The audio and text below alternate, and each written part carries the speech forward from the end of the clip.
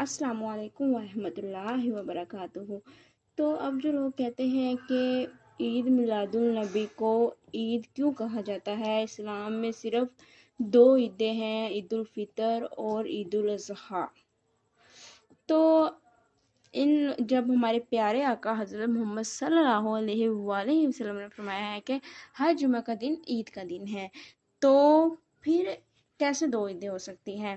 تو تفسیر خزان میں ہے کہ ہر خوشی کا دن عید کا دن ہے، جو بھی خوشی کا دن ہوگا وہ عید کا دن ہوگا۔ ہاں مطلب جو مناسک کے لحاظ سے، حکام کے لحاظ سے دو عیدیں ہیں، تو ان عیدوں پہ مطلب خطبہ بھی دیا جاتا ہے، اور جو باقی عیدیں ہیں وہ عرفی عیدیں ہیں۔